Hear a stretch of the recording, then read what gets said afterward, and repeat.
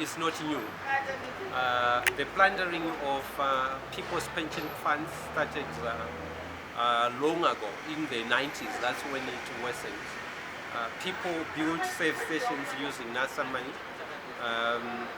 There have been bogus construction of houses and people making money out of NASA, which is really sad because those are the only savings in the country. All countries are running deficits. So your pension fund or retirement funds industry provides the only cushion or cushion to people's financial well-being and financial security. This is possibly the tip of the iceberg in terms of Ms. Priska being arrested. But we need to be able to see what has happened, including all the board members and the people who did the approvals of those investments. So I hope that the minister responsible is going to extend the investigations, not to now, but I think from the 1990s. We need this to start from possibly 93, in the 2000s.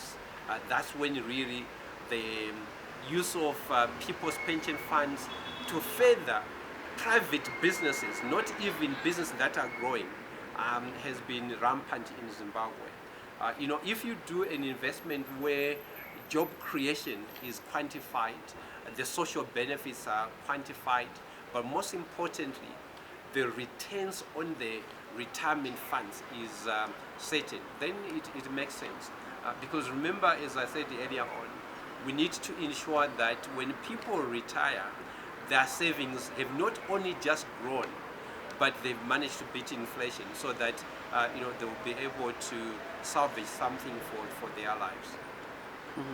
That's the reason, because what you want to do is to make sure that the purchasing power of those funds, when they're invested, they must be able to sustain them.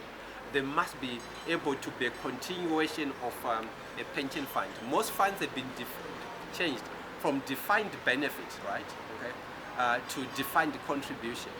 Now, when you have a defined contribution, you get your money and you do provident fund, you do what you want to do with it. Defined contribution. Right. And in particular, then they become provident funds. Now, in a provident fund, when you retire, you get your money and you do what you want to do with it. In a defined benefit pension fund, when you leave employment, you get a third of your pension fund, and the 2/3 is commuted.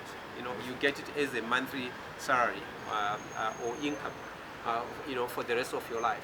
But because businesses don't want to be responsible, okay, for their employees when they leave or when they retire, they've taken the pension fund out of the balance sheet so that they say you are on your own. Now, if you're on your own, which means the manager who is managing your money whilst you are working, it must be able to grow and preserve the purchasing power of that money. And this is where the problem is. Criminal. Yes. That's criminal. You know, for people who've worked for 40 years, for 35 years, to get $100 or whatever amount, I think is criminal. Okay, that's the lack of responsibility of business and government, and to say, you know, how do we preserve that? I'm aware during the hyperinflation, you know, from 2006, lots of people left to go outside the country, and they left their pensions. So those people will not be able to come back to the country because they've got nothing. Okay? So I think pension funds, what they need to be able to do is to say, how do we invest the money on behalf of beneficiaries, on behalf of members, so there is some resemblance of preservation of their investments, and be able to grow with the inflation. Because you see, when money grows with inflation, it means it's kind of restoring or preserving the little purchasing power that is there. But if you then leave it, and then when you do the conversion into hard currencies like the US dollar, where if you were supposed to have, you know, 400,000, in that 400,000 today possibly is 10,000. But when you go and buy day-to-day requirements, that money is worthless. I just think that's wrong. Okay? So investment managers need to manage the money to ensure that it grows, but also the Pension Fund Act or the Retirement Fund Act needs to be able to make legislations, rules and guidelines on how money should be managed. If you look in South Africa, we've got what we call Regulation 28. It tells you where to invest the money and the limits in those. But the issue is that this is a responsibility of government, because government is the one that have made it by law to say you must contribute, isn't it? Okay? And hence government should have the responsibility to ensure that citizens are paid what's due to them.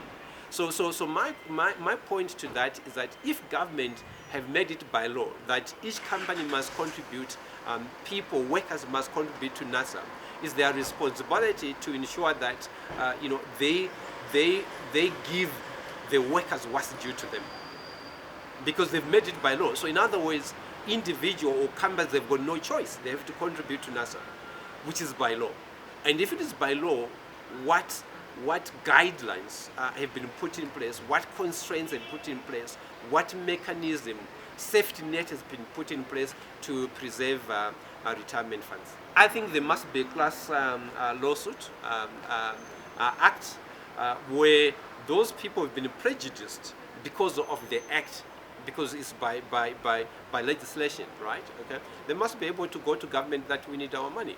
So whoever is responsible, the executive, must basically be responsible for their money. So in Zimbabwe, we never have class lawsuits. So this could be another opportunity for us to make sure that they are acting responsibly and they are accountable for their actions. Surplus in Zimbabwe.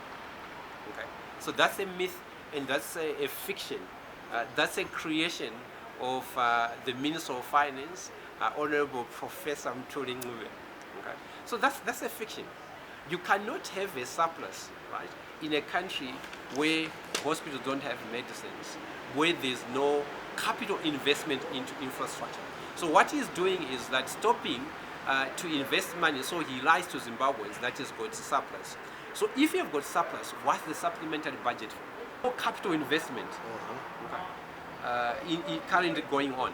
Okay, so he's not buying, or allocating the money he's collecting, the 2% he's collecting, towards social services. So then he creates a fictitious budget, a surplus. So there's no surplus in Zimbabwe. So let me give you an example. He hasn't rebased. I know he's an economist, or he's called an economist, but economists understand that you rebase things. Okay? Now, if a loaf of bread, okay, was $1, but because of inflation, the loaf of bread is now $10. Now, he was collecting 2% of the transaction cost. So if you take 2% of $1, that's 2 cents, right? If you take 2% of $10, right? Okay, it possibly is 2 cents, right? Okay, which means your money has gone up. Okay, what you're collecting is gone, but the real value of that money has not gone up. Okay. So instead of him collecting 0.02 cents, he's now collecting 2 cents. So he's then saying he's got a surplus because that 2 cents is not allocated to capital investments or other requirements, and then he calls this surplus. You've got inflation sitting at 175, in terms of official. The unofficial could be higher than that. You've got interest rates that are sitting there at about 50%. So there's no real interest rates or real investments. So there's no surplus in Zimbabwe. So he wants to put this on his CV. And I also want to urge the president that he must not hire people who are not truthful in government. Okay? The biggest challenge is that some of his ministers are not truthful. And once you've got a government, an executive full of people who go and create and manufacture numbers, then you've got a problem. The government cannot go anywhere. People outside know that this is not true. So how do you bring investor confidence? How do people bring money if the people who are supposed to be our ambassadors go around telling untruths? Possibly the best investments in Zimbabwe right now would be tourism and the retail sector, right? Okay. purely because those are in elastic sectors. People always want food.